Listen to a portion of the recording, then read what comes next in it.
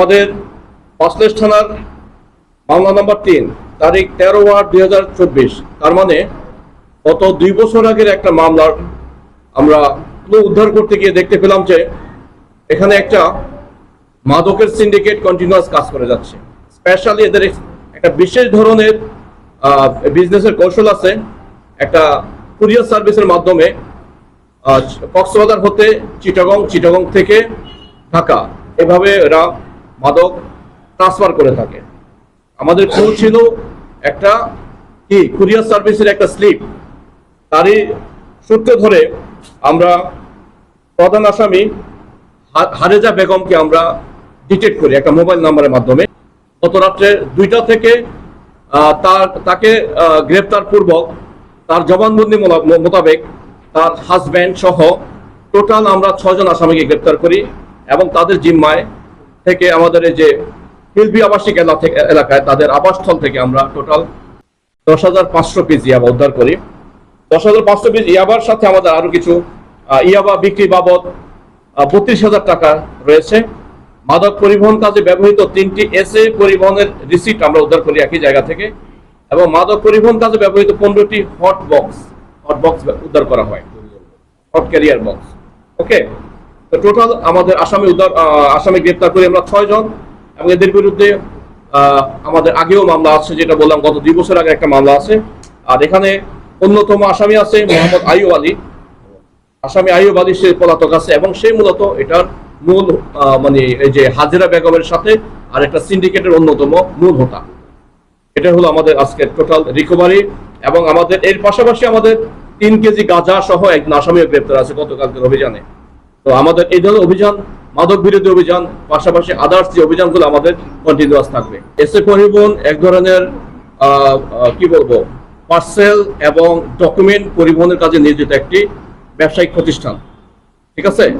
তো এই প্রতিষ্ঠানের আড়ালে কেউ যদি মাদক বা অবৈধ কোনো জিনিসপত্র পরিবহন করে থাকে, যারা এই কাজে সংযুক্ত এনগেজ, আমরা তাদেরকে আমাদের কাছে ইনফরমেশন আসা মাত্রই আমরা আমাদের আইনানুগ ব্যবস্থা নিয়ে থাকি।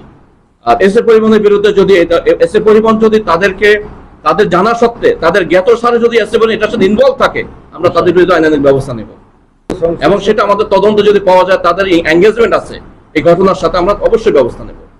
আমাদের প্রাথমিক তদন্তে আমরা জানতে পেরেছি সে বার্মিজ, আমরা যেটা শুনতে পেরেছি, এবং বাংলাদেশে তারা এনআইডি তারা অলরেডি তৈরি করে ফেলেছে। এটা নিয়ে আমরা কাজ করতেছি। রাইট, আপাতত আমাদের প্রাথমিক তদন্তে তাই বের হয়ে আসছে। আমাদের গভীর তদন্তে আমরা এটা কি হয় আমরা সেটা পরে জানাবো আপনাদেরকে। মাদক এবং কিশোর গ্যাংকে নিয়ে প্রশ্ন করেছি। কিশোর গ্যাংয়ের উৎপাত আগে আরো বেশি ছিল, আপনি নিশ্চয়ই অবগত আছেন। আমাদের ইমিডিয়েট ফার্স্ট যে কমিশনার স্যার ছিলেন, স্যারের সময় থেকে আমরা কিশোর গ্যাংয়ের বিরুদ্ধে আমাদের সাহসী অভিযান ছিল। অনেকগুলো কিশোর গ্যাংয়ের মূল হোতাদেরকে আমরা বাই নেম বলতে পারবো না, আমাদের খুব ধরে আইডেন্টিফাই করে গ্রুপ ধরে আমরা অ্যারেস্ট করেছি, এবং অনেকটা কমে আসছে। এখনো যেগুলো আছে তাদের বিরুদ্ধে আমাদের অভিযান চলমান থাকবে।